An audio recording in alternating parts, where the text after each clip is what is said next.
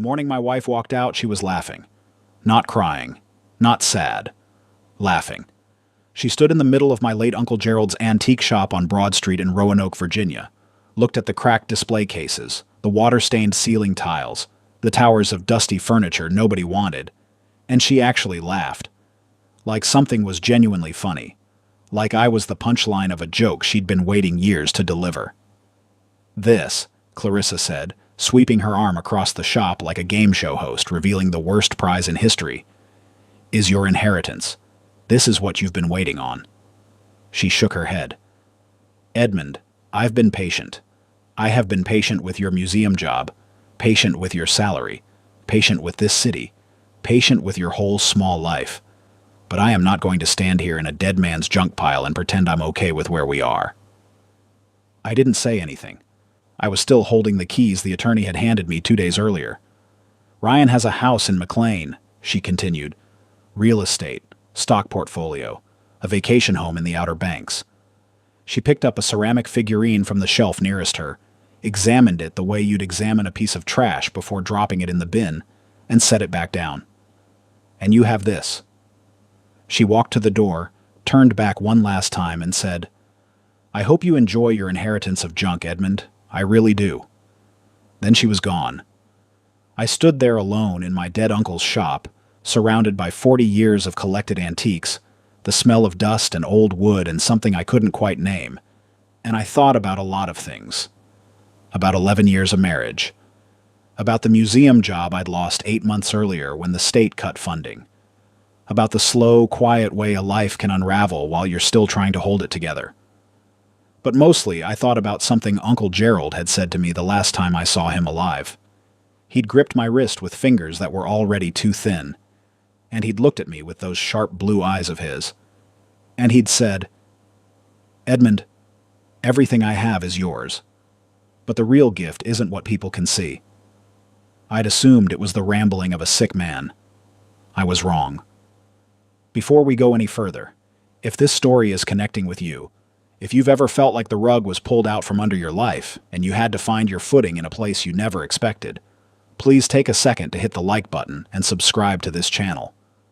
Drop a comment below and tell me about a moment when something that looked like a loss turned into something else entirely. I read every single one. Now let me tell you how a dusty shop on Broad Street in Roanoke changed everything. My name is Edmund Voss. I'm 46 years old, and for 18 years I was a curator at the Western Virginia Museum of Cultural History. It sounds impressive, and in some ways it was. I knew more about American antiques, regional folk art, and pre-Civil War furniture than almost anyone in the state. I could walk into a room and tell you within 10 years, when a piece of furniture was made, where it likely came from, and what it was worth. What I could not do, apparently, was hold on to a marriage. Clarissa and I met when I was 32 and she was 29. She was working in marketing for a commercial real estate firm in downtown Roanoke, and she was everything I wasn't.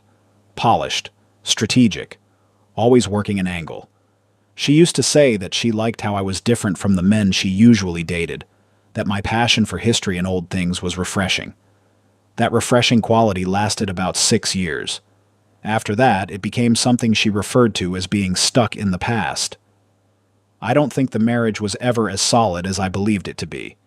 But I was good at believing. That was another one of my skills. I believed in the museum even when the funding started drying up. I believed in our life in Roanoke even when Clarissa started spending weekends in Northern Virginia for what she called networking.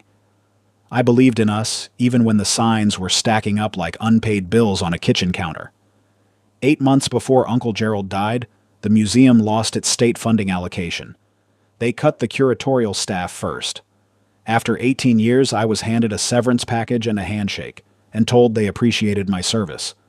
I spent the following months applying for positions at institutions in Richmond, Charlottesville, Washington, doing consulting work where I could find it, teaching a weekend seminar at a community college.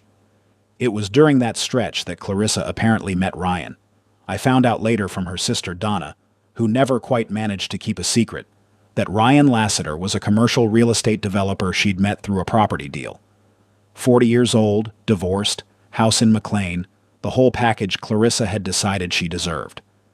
I didn't know any of that on the morning Gerald's attorney called me. My Uncle Gerald was my mother's older brother. He'd never married, never had children. He'd spent the better part of his adult life buying and selling antiques out of the same shop on Broad Street in Roanoke, where he'd worked for a man named Ellsworth Haley back in the 1980s. When Haley died in 1991, Gerald bought the shop and its contents for a price nobody ever told me, and he'd run it ever since. He was not, by any conventional measure, a successful businessman. The shop was always a little chaotic. Gerald had an eye for interesting things, but not always for valuable things. He'd buy a Victorian writing desk for $300 and sell it for $350 2 years later after it had sat in his back room gathering dust. He kept pieces he loved even when dealers offered him good money for them. He was sentimental in a way that made good business difficult, but I loved him. When my parents divorced and things at home became complicated, it was Gerald who took me on drives through the Virginia countryside, stopping at estate sales and flea markets, teaching me to look carefully at objects. He was the one who first put a piece of old furniture in my hands and said, "Don't just look at it. Read it. Every piece has a story if you know how to listen." That's why I became a curator, because of Gerald. He died in late October, a Tuesday morning, in his apartment above the shop. He was 71 years old and had been sick for about a year, though he'd downplayed it every time I asked. The attorney, a quiet man named Harlan Pruitt, called me the following day and told me that Gerald had left me everything: the shop, its inventory, the apartment above, and whatever was in his personal accounts. The accounts held less than $8,000. The inventory, Pruitt told me gently, had been assessed by a local appraiser at somewhere between $12,000 and $20,000. Most of it was mid-grade Victorian furniture and decorative objects with limited market appeal. Clarissa was with me when Pruitt told us the numbers. I saw something shift in her face. Something that had maybe been shifting for a while, finally settling into its permanent position. She didn't say much that day. She waited until we went to the shop. After Clarissa left, I stood in Gerald's shop for a long time. Then I did what I had always done when something was painful. I got to work. I started in the front room, going through the display cases methodically, making an inventory list the way I'd been trained to do. Most of it was exactly what Pruitt's appraiser had said it was. Nice pieces, some of them. Nothing extraordinary. A set of pressed glass dishes. Some framed botanical prints. A collection of pocket watches that would sell reasonably well at auction. A hand-carved wooden clock that I recognized as early Pennsylvania German work, probably 1870s, which was genuinely interesting, but not the kind of thing that changes your life. I worked through the afternoon and into the evening. I didn't have anywhere else to be. Our house, mine and Clarissa's, already felt like it belonged to a different version of my life. Around 9 o'clock, I went upstairs to Gerald's apartment to look through his personal effects. It was a small space, 2 rooms and a bathroom, crammed with books and the overflow of things he'd collected over a lifetime. There were stacks of auction catalogs going back to the 90s, reference books on American furniture, folk art, ceramics, silver. A framed photograph on his desk of the two of us at an estate sale in the Shenandoah Valley. I looked about 22 in that photo, thin and excited, holding up an early American pie safe like I'd found gold. Gerald's desk was an antique itself. A roll top from around 1890, oak, in good condition. I sat down at it and started going through the drawers. Most of what I found was what you'd expect. Old correspondence, receipts, a dealer's membership, card from an antiques association, a small address book filled with the names of collectors, appraisers, auction houses. In the bottom right drawer, beneath a folded catalog from a Sotheby's auction in 2004, I found 2 things that didn't belong with the rest. The first was a brass key. Old. Heavier than it looked, with an unusual bow, the decorative top in the shape of a stylized letter that took me a moment to recognize as the letter V. The second was a folded piece of paper in Gerald's handwriting. I recognized his handwriting immediately. He'd had the same careful, old-fashioned cursive his whole life. The note said, "Edmund. If you're reading this, then I'm gone, and this is yours now." Everything in the shop has already been appraised and cataloged, but that appraiser didn't see everything. He wasn't meant to. The key opens what's behind the Eastlake wardrobe in the back storage room. Move the wardrobe first. The mechanism is on the left baseboard, third panel from the corner. I should have told you this in person. I meant to. Forgive an old man for running out of time. What's behind that wall is the real inheritance. You'll know what to do with it because I taught you. Gerald. I read it twice. Then I went back downstairs. The storage room at the back of Gerald's shop was where he kept the larger pieces he hadn't gotten around to pricing, overflow inventory, and what he used to call his thinking furniture, pieces he bought because they interested him and hadn't decided what to do with yet. The Eastlake wardrobe was against the back wall. I knew the piece well. Gerald had bought it at an estate sale in Bedford County years earlier. Black walnut, incised geometric decoration, original hardware, probably 1880s. A good piece, but not unusual for a shop like his. It was heavy. Moving it alone took me 15 minutes and left me breathing hard. But I moved it. Behind it was a section of wall that looked exactly like the rest of the wall. I crouched down and found the left baseboard. Pressed the third panel from the corner. There was a soft click. A section of the wall, about 3 feet wide and 6 feet tall, swung inward on hinges that had been oiled recently enough that they made almost no sound. Behind it was a room. Not large. Maybe 12 feet by 14 feet. But what was in it stopped me where I stood. The walls were lined with shelving, floor to ceiling, and on those shelves were objects that made my breath stop and my hands go still at my sides. Paintings. 6 of them. 3 on one wall, 3 on the other, each wrapped in acid-free archival paper and standing in padded wooden frames Gerald had built himself. Between them, flat files for paperworks. And on the shelves, pieces wrapped and labeled in Gerald's handwriting, dozens of them. I stood in the doorway of that hidden room for a long moment before I could make myself move. Then, I put on the cotton gloves I kept in my jacket pocket, the way I'd carried them every day for 18 years out of habit, and I started opening things.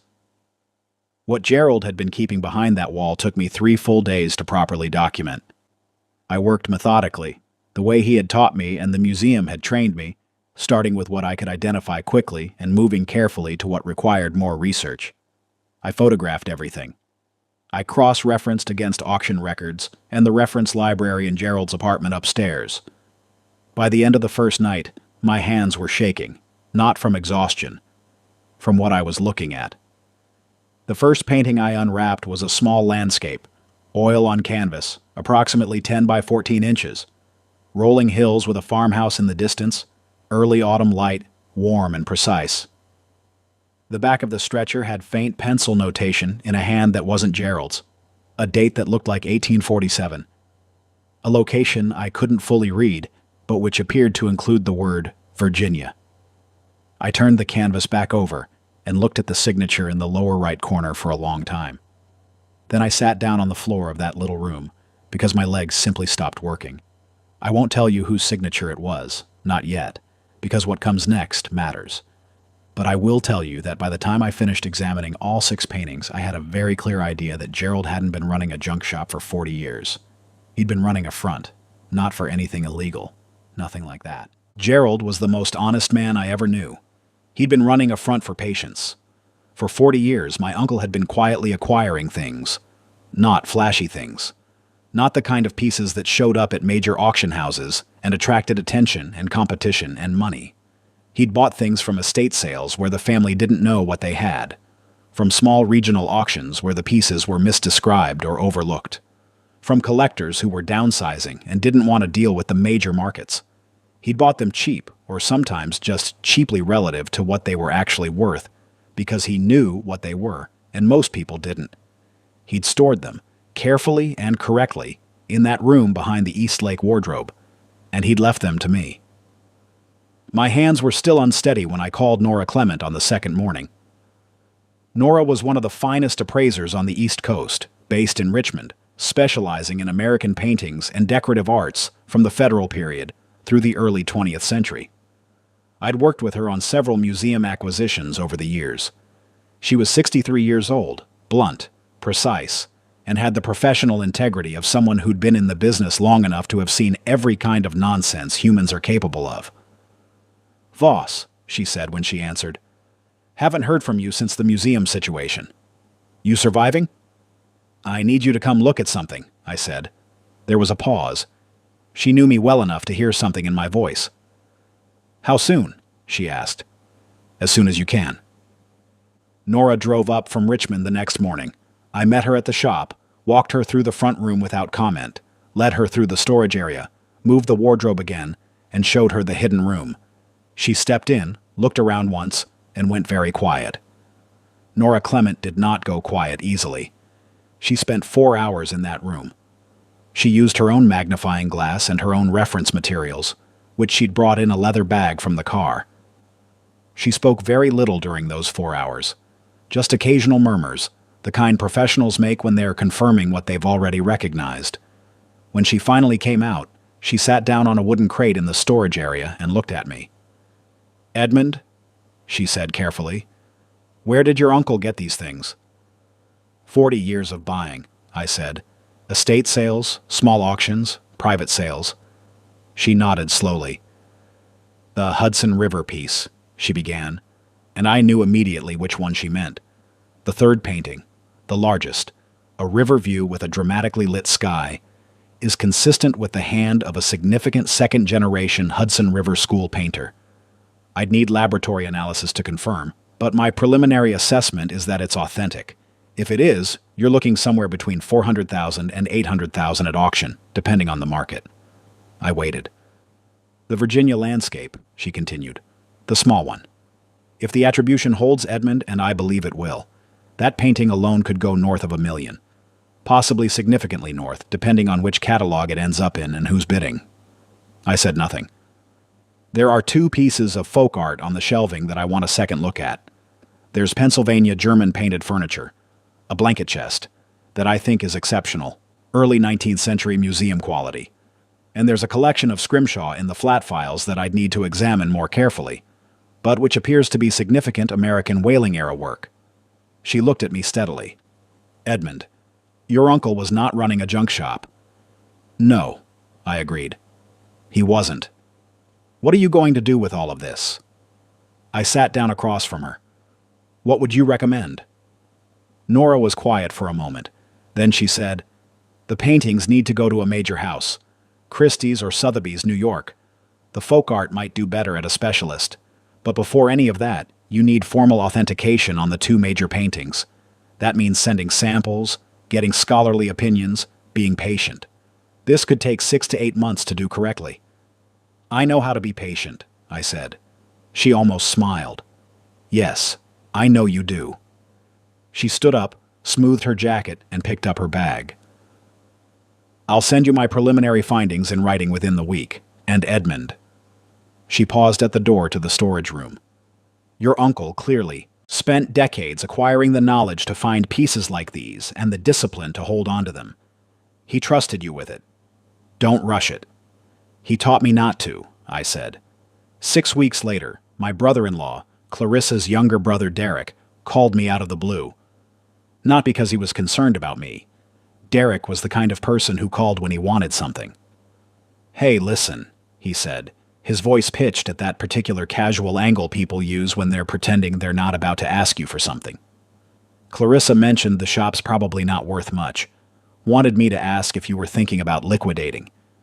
There's a developer interested in the Broad Street property for commercial conversion, and with the real estate market in Roanoke right now, you could probably—" "Derek," I said. "Yeah? The shop's not for sale." A pause. "Edmund, I'm just saying, the building's probably worth more than the inventory by a significant—" "The shop is not for sale," I said again, "and I need to get back to work." I hung up. 2 days later, Clarissa called herself. Her voice was different from the last time I'd seen her.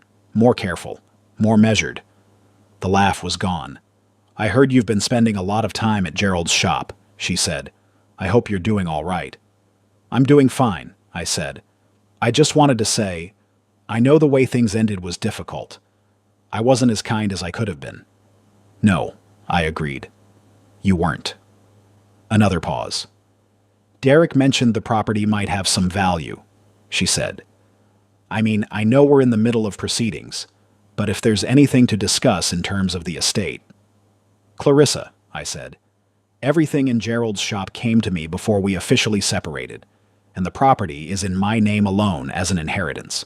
Your attorney will tell you the same thing, but honestly, I don't think that's what you're actually calling about. Silence. I think, I said, that someone told you something, or you heard something, and I think you're trying to figure out if it's true. More silence. Is there something at the shop I should know about? She asked, and now there was an edge in her voice, the edge of someone who suspects they've miscalculated. Gerald left me everything that was his, I said. I'm taking care of it the way he would have wanted. That's all there is. I hung up. The authentication process took 9 months. During that time, I lived in Gerald's apartment above the shop. I cataloged every piece in the hidden room. I began selling the regular inventory through the shop, running it the way Gerald had, slowly, carefully, nothing forced. I consulted on a few local estate sales to keep money coming in. Nora sent 2 colleagues she trusted, a paintings expert from the National Gallery and a folk art specialist from the Winterthur Museum, to examine the major pieces. The Virginia landscape was authenticated in February. The painter was significant, not the most famous American artist who ever lived, but a name that serious collectors knew and that auction houses approached with real attention. The condition was extraordinary because Gerald had stored it correctly, temperature-controlled, humidity-controlled, in the dark, for probably 20 years. Nora called me the morning the formal authentication letter arrived. Edmund, she said, are you sitting down? Yes, I said. The letter is confirming the attribution, which means you have a painting worth between $1.2 and $1.8 million, and that's a conservative range. There's already been discreet inquiries from 2 major collections. I sat with that for a moment. The Hudson River piece is also confirmed, she continued. The estimate there is between $600,000 and $800,000, and the Pennsylvania German blanket chest, the folk art specialist from Winterthur, has determined it's the finest example of its type currently in private hands. She's preparing a paper about it for publication. Edmund, the chest alone would command a minimum of $300,000 at the right auction. I did the math quietly in my head. Nora, I said, the total value of what's in that room. Conservatively, she said, between $3 and $4 million, possibly higher depending on how the major paintings perform. The Scrimshaw collection, which I've now had a third opinion on, is itself between $200,000 and $300,000. Gerald's shop on Broad Street in Roanoke, Virginia. The inheritance of junk. $3 to $4 million, carefully collected over 40 years by a man who understood that value and price are 2 entirely different things, and who trusted me to know the difference. I did not go to Christie's directly. I called a friend from my museum years, a man named Philip Okafor, who had moved from curatorial work into the specialist department at Sotheby's, New York. Philip was methodical and knowledgeable and completely trustworthy, and when I described what I had, his voice changed in a way that told me I'd assessed the situation correctly. Get up here, he said. Bring Nora, and bring the photographs. The meeting at Sotheby's took place on a Wednesday morning in mid-March. Nora and I sat across a conference table from Philip and 2 of his colleagues, a painting specialist and a decorative arts expert. We'd brought the photographs and the formal authentication documents. The actual pieces were still in the shop in Roanoke. The reaction in that room was exactly what I'd learned to recognize in 18 years as a curator. The controlled professional enthusiasm of people who are trying not to look too excited. Philip cleared his throat after examining the documentation. Edmund, when can we come to Roanoke? They came the following week. 3 specialists with white cotton gloves and soft lighting, and the careful, reverent movements of people in the presence of things they recognized. The Virginia landscape was transported to New York 3 weeks after that, in a climate-controlled vehicle, insured for $2 million. It sold at auction in May for $1,400,000. The Hudson River painting went the following October and sold for $720,000. The blanket chest was acquired before auction by a major American museum for a private sale price that Philip told me with evident pleasure was the highest price ever paid for a piece of Pennsylvania German painted furniture at private sale. By the end of that year, I had cleared, after taxes and commissions and all the appropriate costs, a little over $2 million from Gerald's hidden room. Let me tell you what I did with it. I didn't buy a house in McLean. I didn't get a vacation property. I didn't do any of the things that would have impressed Clarissa, which I realized was exactly the point. I had never been trying to impress Clarissa. I had been trying to live a life that felt real. I bought Gerald's shop. Not the building, which I already owned. I bought the future of the shop. I renovated the storage area properly, kept the front room as a working gallery and antique space, and established what I called the Voss Haley Collection, named for Gerald and for the man who'd first let him work in that building.